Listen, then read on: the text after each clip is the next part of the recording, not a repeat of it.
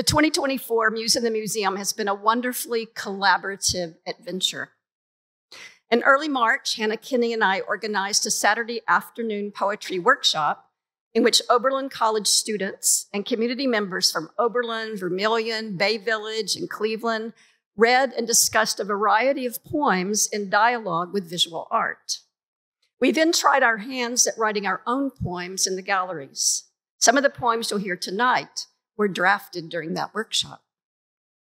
During a week in late March, Jill Greenwood, Ellis Lane, and I conducted art and poetry residencies in the 7th and 8th grade language arts classrooms of Langston Middle School. 45 of the 7th and 8th graders then chose to join us in field trips to the museum, where they wrote their own poems in response to artworks of their choosing. Make sure to enjoy their lively, moving, thought-provoking poems in the smaller book available tonight at the table where you come in. Additionally, the 8th graders were given an opportunity to record their poems, and you can hear those readings via the museum's app. Watch for QR codes in the galleries on the south side of the museum to find artworks with recorded poems from our 8th grade poets. In February, the museum sent out an open call to folks throughout Northeast Ohio for poems inspired by works currently on view at the Allen. Tonight, we are delighted to bring you a range of poets who responded to the call. The poets reading tonight include Oberlin College students from first years to almost graduates, and Oberlin College staff, poets who live right down the street, and poets who live as far away as Hiram and Canton, poets who are just beginning to try their hand at poetry, and poets who have published widely and to acclaim. I am proud to say that 4 poets are alumni of my Word and Image Poetry and Dialogue with Visual Art class that I taught at Oberlin for many years, including one who is a graduate and now working at the Cleveland Museum of Art. We are delighted at the range of voice and vision that will be shared with us tonight. Alyssa Traister has done a marvelous job organizing tonight's event. And in the book of poems that our poets will be reading from, you'll find an insert with 5 invitations to write. Alyssa and I created those to nudge all of you into the galleries and into poetry, since we hope you will be inspired by what you hear tonight. But why a night of words in a museum that is full of stubbornly silent objects? Well, poets and visual artists are both image makers. The visual artist makes an image out of tactile materials that you can see with your eye. The poet makes an image out of words that you can see in your mind. And while a poem could never paraphrase, replicate, or explain a work of art, a poem can record a response to, an encounter with, an experience of a work of art. An experience that is as unparaphrasable, individual, and unique as the visual artwork itself. In my practice as a poet, I have often found my own muse in the museum, standing silent, yet moved or baffled before a work of art. Searching for words has made me slow down, look more closely, feel more deeply, ask sharper questions, and learn to be patient with complexity. The muse of visual art has widened my heart and opened and sometimes profoundly changed my mind. Cheers for all the poets who opened up their hearts, minds, and words at the Allen this spring. Tonight's readings will follow the order of poems in the larger format book in your seat. Each poet will come up in turn to that microphone, introducing themselves and their poem. And I am delighted that our own Associate Professor of Creative Writing, Chanda Feldman, will begin with the title poem from her forthcoming book, Glance. Good evening, everyone. I'm Chanda Feldman, and I will be reading my poem entitled Glance. Glance. After Richmond Barthay's sculpture, Head of a Negro. 1. Then you read the title, which is Head of a Negro. Child, you think. A boy, you see. His cheekbones, high diagonals, soft with fat, padded, and the eyes spaced apart. The remnants of a young, endearing, open-eyed look onto the world. Like a child's, the contour rounded jaw, light cleft in the chin, with the foreshadowing of adulthood there. The forehead will lose its smooth plane. The jaw line will cut a defined edge you recognize in the profile of your own son's face, pre-adolescent, his brown skin bronze like the bronze cast over terracotta. The sculptor left the eyes hollowed, unfilled, yet they glance downwards. It's the look of a boy caught in his own thoughts. How your son looks, reckoning with his own dialectics. When you look at the careful left-sided part sculpted in the hair and the curls lap of brushed waves, you know someone cares for the child, has taught him to care well for himself, the hair brushed so. 2. You can imagine, your father says, afternoon sunlight hitting the mute button in his living room armchair, the TV news hour on, the day's overview, which he watches faithfully and recounts how lives are broken, breaking, videoed, broadcast, by which he means the young Black people who he's angered to see captured this way and exposed, and often dead in mind, if not body, in brutal circumstances for all to view. He says, who gets to turn away? Who's watching themselves dying? Again and again, he warns those closest to him. He who is more often sunk by what it takes to live in this country, to drive down the street, enter a store, and so now chooses to retreat to what he sees through the sliding glass doors.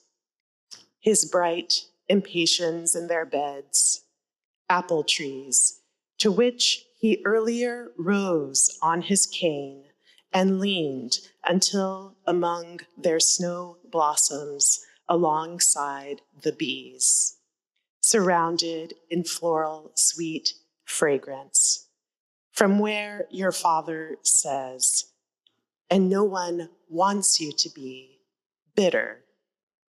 He says that the eyes of this world are closed to so many of us.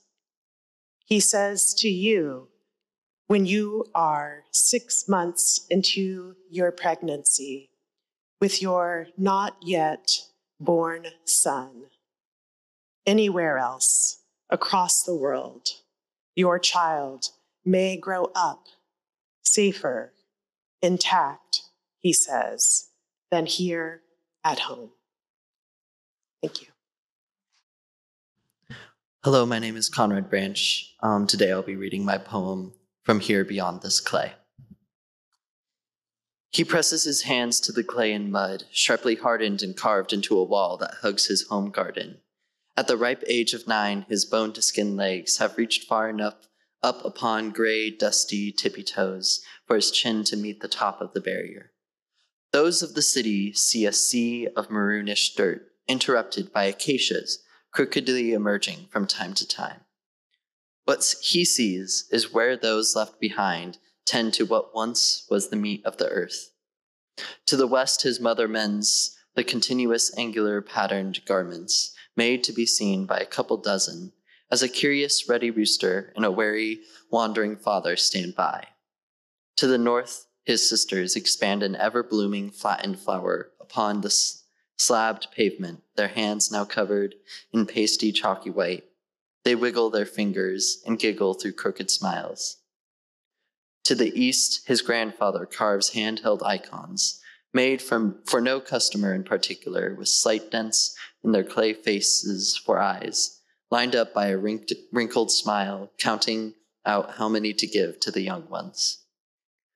And to the south, the boy does not see but the humble clay hump of a home. A world of people line his horizon, preparing for an event captured by a single lens. But only once the garments are mended, once the pollen is flowing and the statues hardened. And those of the city will never see beyond this clay. Just a very quick couple of things you might need to know about this poem. There's a lot of Latin phrases in here that you might not know, and I don't know them either because I don't read a word of Latin.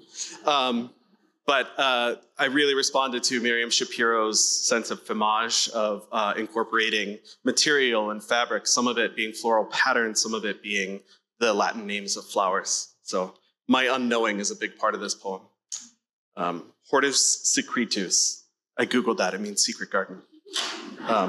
Inspired by Miriam Shapiro, The Secret Garden. This is for my favorite little upcycler, Sophia.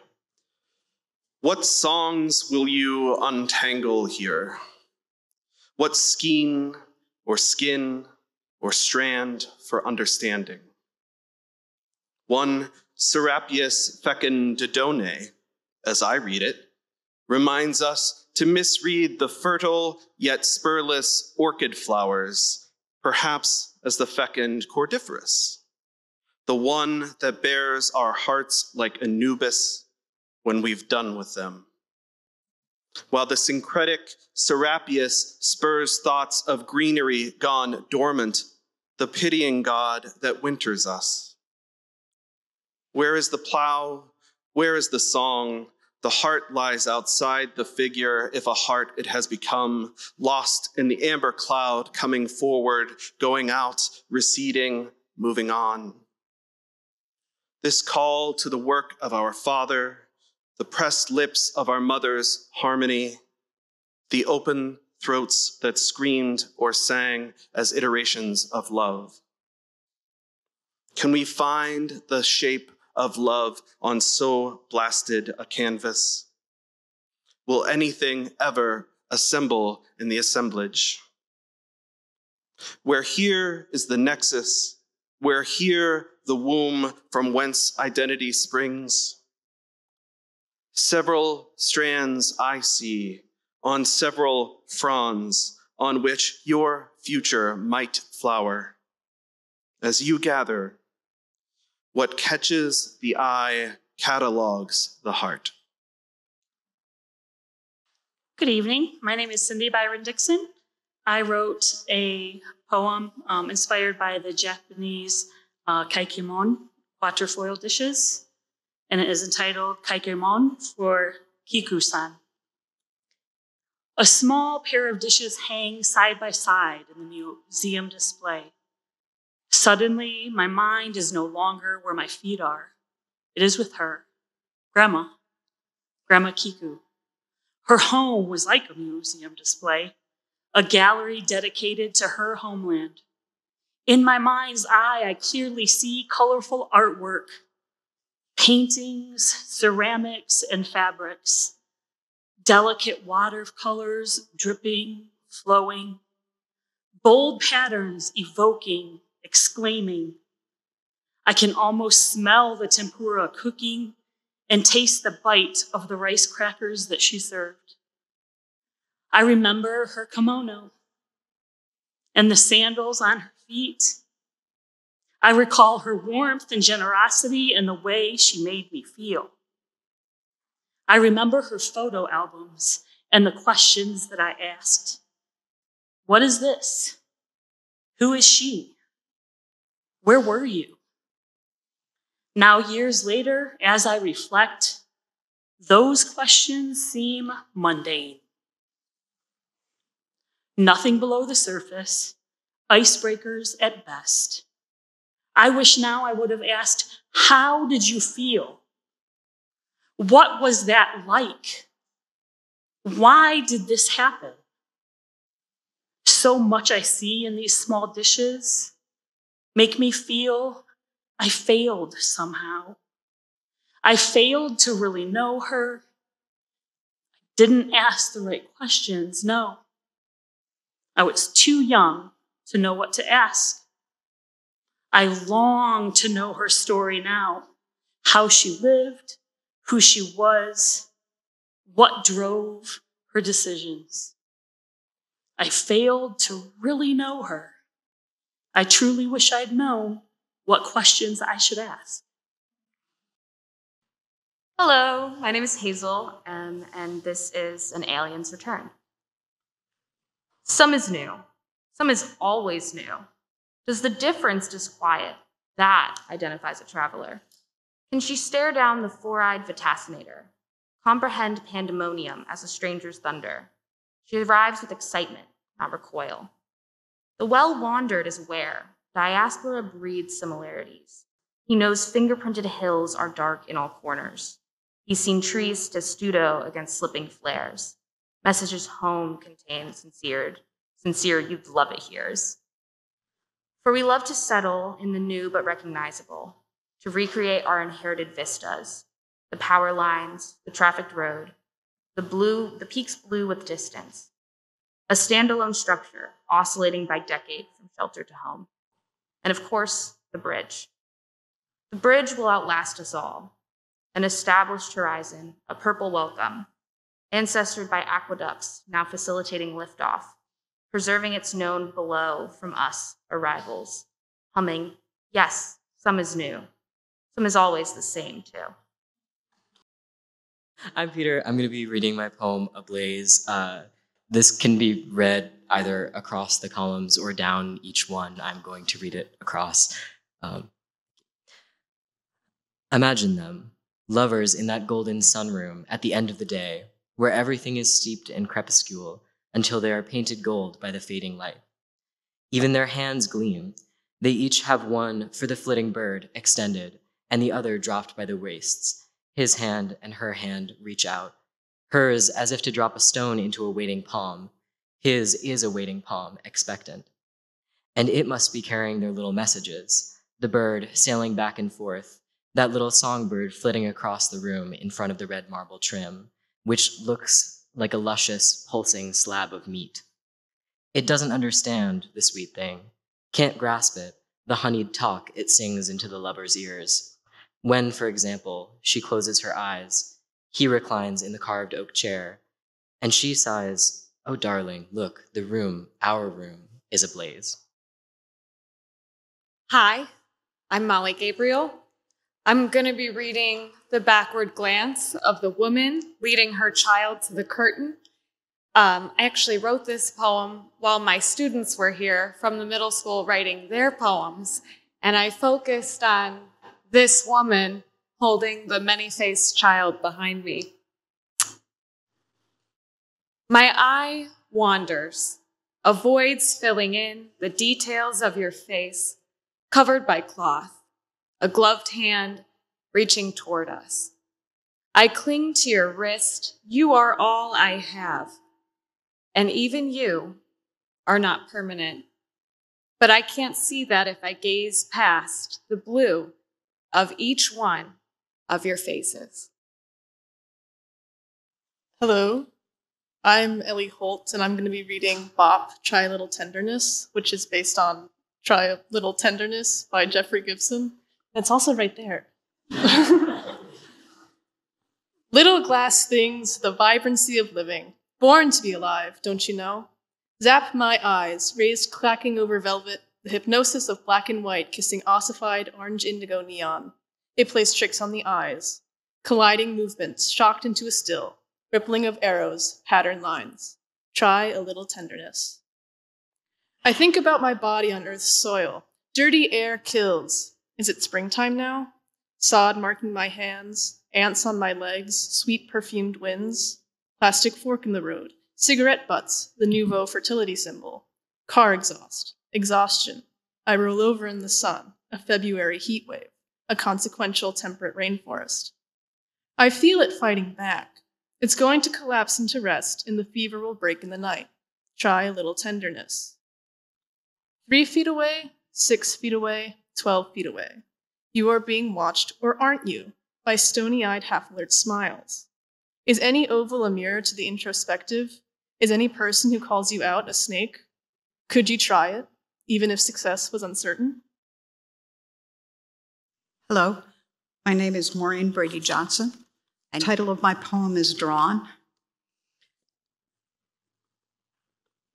He is drawn across the room to the painting. She is pulled from the worn wooden bench in the middle of the gallery. They know this piece is something more. That exact moment when clouds part and frame the moon sheds its light on the river. The water reflects it upward to the limestone tower shaped by the river, caught, captured by an audience who knows the difference between raw umber, Elizarian crimson, and titanium white. Side by side they stand, and yet they are alone on the bank of a deftly painted canvas with an artist who knows painting moonlight is very different than painting sunlight. An artist who can seduce two people closer and closer and closer still, drawn to that solitude, like the clouds to the moon to the river to the valley.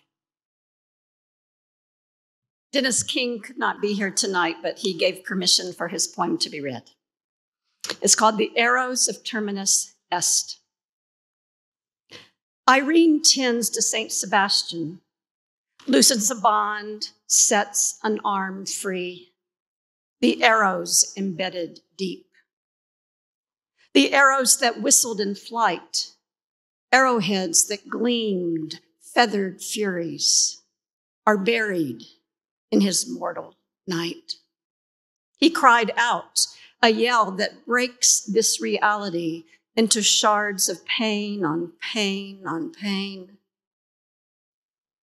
By time's arrows, we are martyred, pierced through, till God loosens our bonds and sets us free. I'm Diane Kendig, and I'm going to read a diptych based on 2 Goya paintings. This one was inspired by Goya's Los Caprichos, the Caprices. It's a cento, which in that poem, every line is from somewhere else. I didn't write it, I pasted it together. It's sort of like a quilt, which is nice because I'm the only woman in my family who has never made a quilt, so this is it. Los Caprichos, a cento. Fantasy, united with reason, is the origin of marvels. Love chimed the saints and the angels and the mermaids. Fantasy, abandoned by reason, produces impossible monsters. Hate, shrieked the gunmetal priestess. Monster eyes so evil, monster eyes watching. In order to hear the birds, the warplanes must be silent. Down they dive, spouting their flame from under. Beating their heavy wings of owlish gray, they scare the singing birds of earth away. They flap their hideous wings in grim delight. How to speak to a man who does not see you, who sees ogres, satyrs, perhaps the depth of hell itself. He does not look up into the ever-changing expanse of morning, lighting the secret ways we salve our works and days. And the second is from Goya's Disasters of War, things he observed during the Napoleonic Wars that were too dangerous to publish during his lifetime and were only published after his death. This is titled Se Aprovechan. It has an epigraph from Euripides from the 423 BCE, a long time ago. We have come for the bodies of the slain, wishing to bury them in observance of the universal law. The Plattstorm collect bodies from Ukraine's battlefields. Men who died in summer uniforms buried men who died in winter uniforms, to exchange Russian remains for Ukrainian remains. My father-in-law, whose boat got lost on D-Day, spent the week after tending to the dead bodies. He never told his son, my husband, till the day they saw Saving Private Ryan together. I found my own father's black and white photos and asked what the rags were. He took them away, said he'd tell me when I was older, and he did, but he never published them. Goya never published these either, but collected them under the Disasters of War, 82 accounts of what he saw near Saragossa. In this one, at the Allen, he saw piles of bodies, and 3 of the muscular corpses, dead and yet writhing, are being stripped by of their clothes by the enemy. He's recreated the scene with dripped, burn, and burnisher, and titled it by hand, Se Aprovechan, which translates, taken advantage of, as all the fallen and captured are. He's etched it onto a plate to make copies that echo down through the centuries, stays with us as it always has with the survivors, if only we will look. Look. Hi, my name is Carolyn Leibovich. I'm going to be reading a poem I wrote based on this painting by Tanzio de Varallo. This begins with a short epigraph. So completely, O my beloved, whom I yearn after, has Almighty God filled my soul with love for thee, it cannot rest. Saint Anselm, in a letter to his friend William, circa 1074. I am here, red silk rosen adorned. Inside out I bloom, young, just beyond nakedness. I am lustful for life and emphatic of passion. Deep are the divots of my body, deep are the movements of my soul. Dear God, let me lead and serve a loving life. Let my wanting be holy and my body be sacred. Let him kiss me softly with the brush of his lips and cradle in the crook of his arm. I am moved at his touch, and how can it be so wrong? I am that overripe fig bursting juices at seams. I am that sparrow picking its seeds.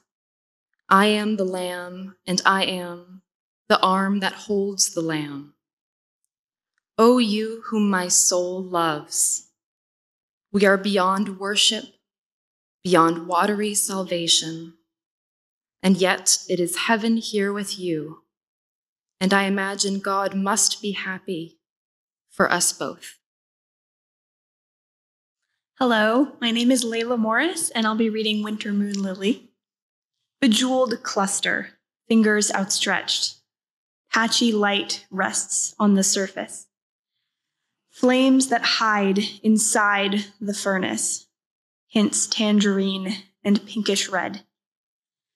The other buds are left for dead, swallowed by the inky curtains, made of marsh and sky's convergence, a single blazing crystal head.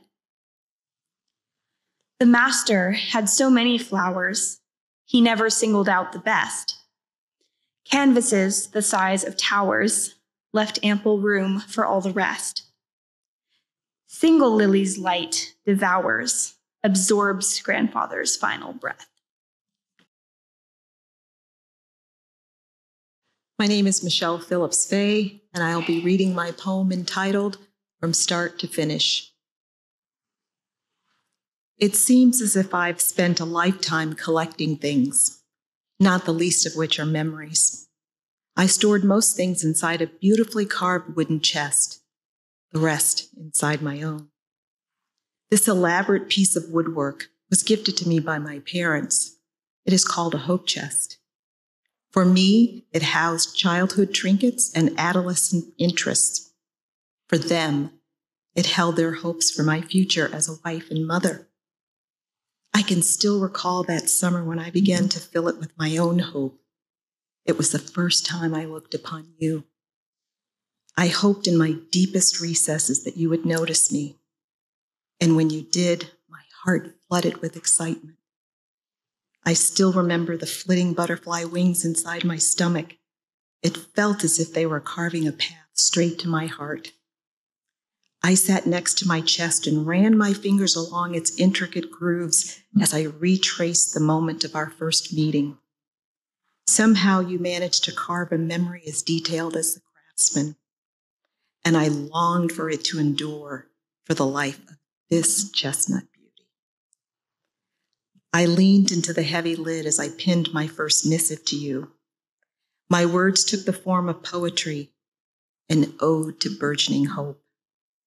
Drawing strength from its firm foundation, I mustered the courage to mail it. Then came the hardest part, waiting for a response.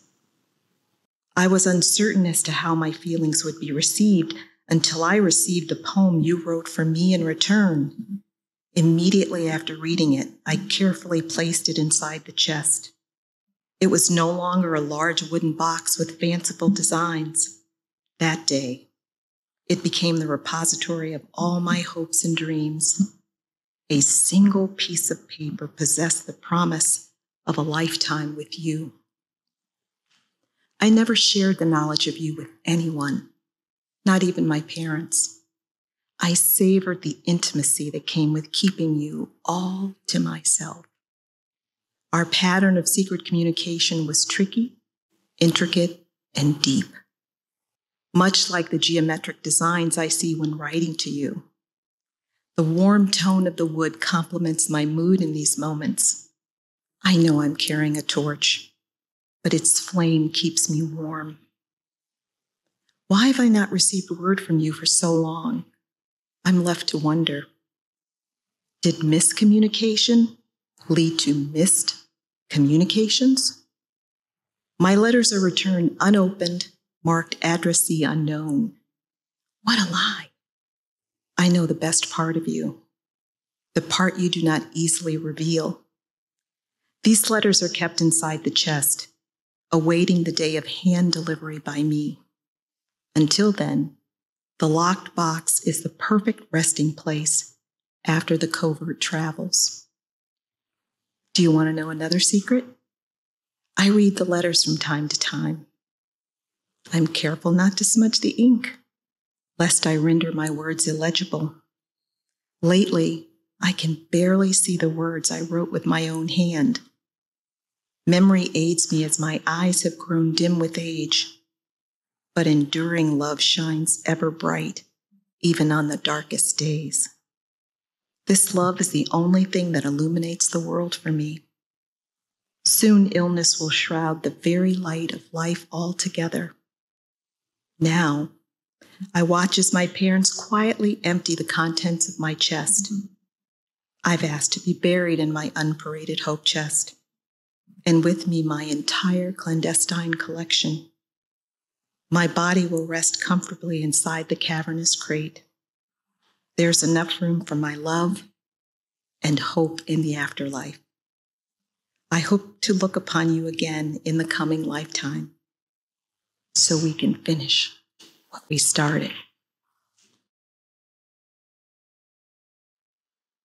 Hello, I'm Ann Palmer, and I wrote about Michiel Svertz's self-portrait.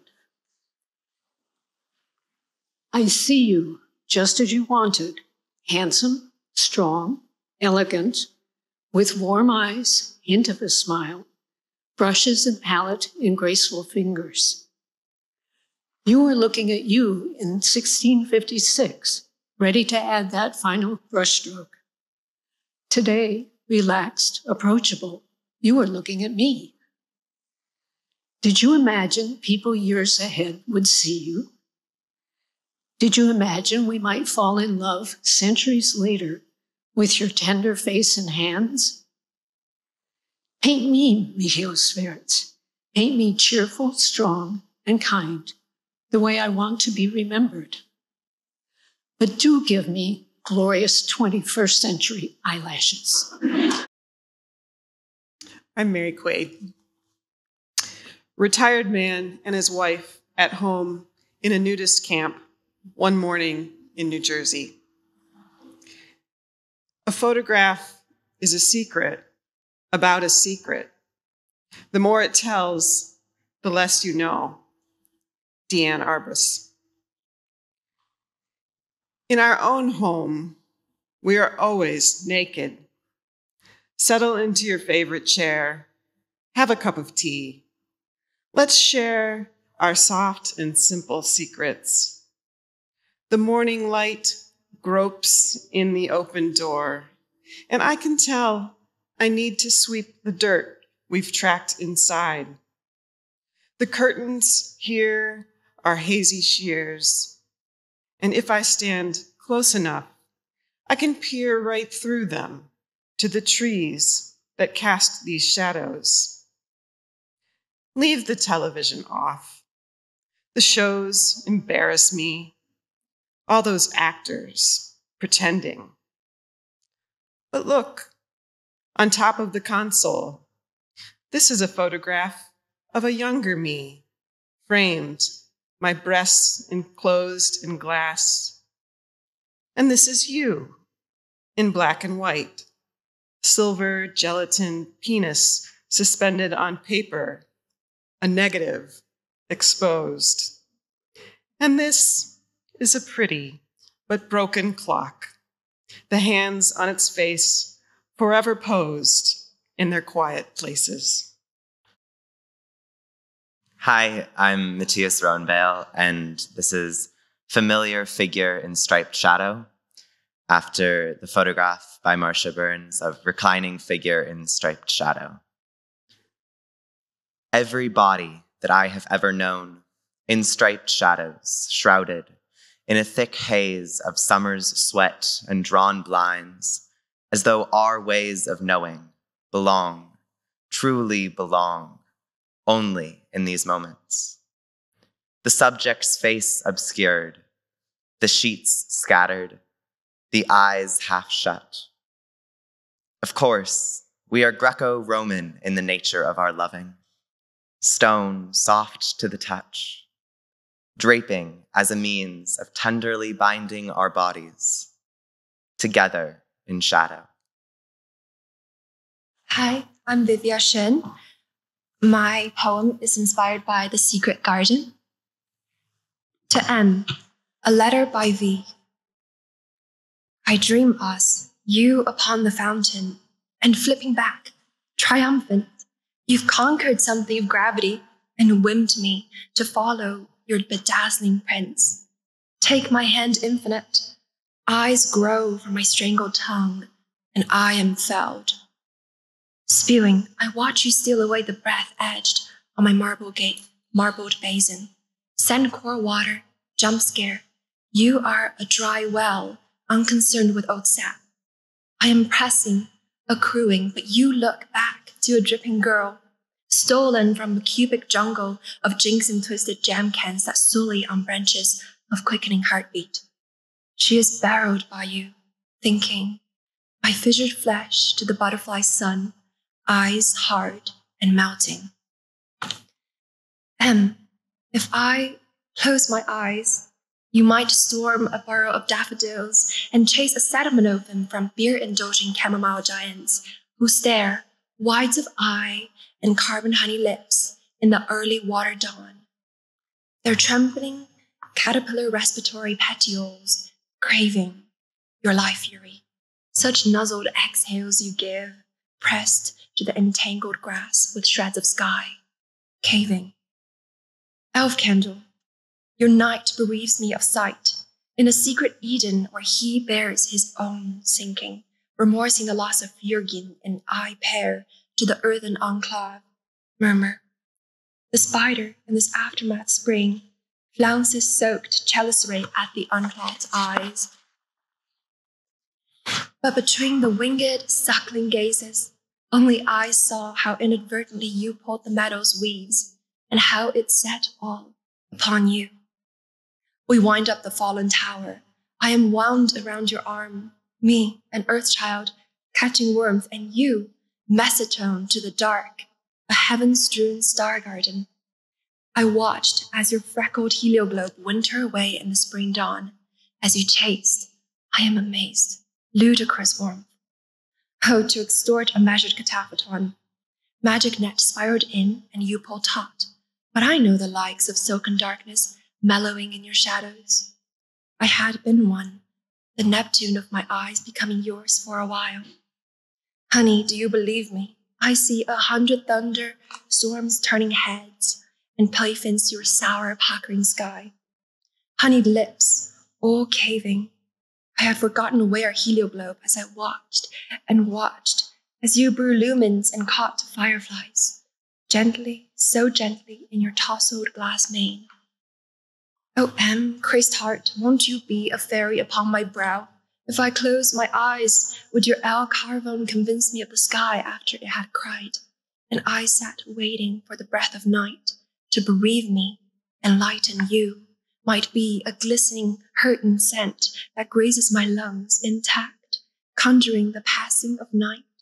The golden dew still pours, pooling as I stared down and into the pieces of bouncing water, hauling my vision to a forecast of you, might be a feather upon the heart of the creature I hold dearest. Snow flurry snoozes as the feather blanket weighs and weighs. P.S. I stayed with you, prickly seeds sprouting and flying away in arms of armor, until I saw that last ascension, until you started burning, so much like the mirrors beneath my roots. Doubled over hearts, littlest of heartstrings twitching, mine. Good evening, my name is Marilou Suszko. This poem, Artful Dancing, was written by my husband Ihor Suszko, who can't be here tonight because he is at commencement for a program that he oversees at community college. So I'm very flattered and just a little bit surprised that he asked me to read this for him. So. Artfully dancing my way through the galleries, twirling, pausing, listening, and seeing so many faces. Random faces, many faces. African first, then an American face. Thornton Wilder and Kollwitz, a young woman. Look, over there with Picasso. Around we turn to a space where there's a saint, Sebastian, who has ignored his tortured body. He's ready to twist the night away. A short two-step out, see the bishop, a Frenchman who seems to have lost his mind and head. Then around the corner, there's the ox cart with an attendant and grooms, both donned with hats and smiles, hiding behind their mustaches. Then there is Bodhisat, head lowered sideways, finding a path toward a peaceful, smiling Buddha. Devas, ready to embrace you, dance with you. Ears follow the music, then find tiny faces of people, pets upon instruments, playing the songs. My feet move on their own, pushed by the notes, to see a young man looking up. I cannot see the face, but clearly he's in a hurry to leave the dance, tired, ready to go back home. He knows, they all know, that there will be another time to find a place where I can artfully dance my way through a gallery. Hello, I'm Jacob. I'm reading The Secret Garden, or Secret Garden, by Miriam Shapiro's Secret Garden. Burn around within iridescence and the splotch, he said. Hot pastel, not pastel. What is the shine that alarms you, you said. Hovering is nothing if you put your mind to it. If you cinch and sew and needle the arteries, the inarticularities of a need felt softly like softer grasses, slipping up and under the back of your shirt, and unhooking the last two latches on the gate, and opening it, and cupping the heat of the caldera of the bloom, and bringing it up to mouth and eyes, he said. And silence is, fleeing guards. Who is that speaking, you said. You said something, you said. In red testimony, two constants, two consonances adding to forms, lips and shoulder mounds, gardening the voices and the arteries. There is no beast permitted, not even the one looking through the screen, through the interest of his own possession. Oh, this cannot be love, you said. This is love. This is the most felt, the most in need, he said. He said the hairs of his body blossomed and wrapped her, and in sense she could not be free. In body she grabbed his arm and pushed away, and when he did not push or pull or hold, she still could not be free. You do not love, you said. You do want to know, he said. 5 years ago, you said. There is no ago. There is only middle. This pastoral, this feature in a pattern, a truce between what was left and what is made, in the place of its former resolutions, to dress the memory of the lake and the memory of the dream of the lake, where your child held the hands of his parents and felt the wind lifting the hair on his nape. Then the revolution killed him. All of our children died in the revolution, he said. Did you carry him, you said. He could not find him, he remembered. The expressions of the wordless child carried the momentum of the eye. He waved his hand and brought his hand to his brow, molding it and smoothing it softly, like the felt dry upon the air. He said he carried her to the middle and placed her in a web of ferns, and he set his feet in the artery, carrying the tree to its root. Putting arms across it lit it, the tear of its ligaments laced it hot and round. The manifold trills picked from the wood, cracked and splintered, feasting on smoke. He said, the terrain changes beneath. It could be anything. Sometimes it is a rock, a wall, an opposite that yields no fertile air, the oxygen burned up. Sometimes it is a dense and lonely call from the hill over which no man can walk or bend.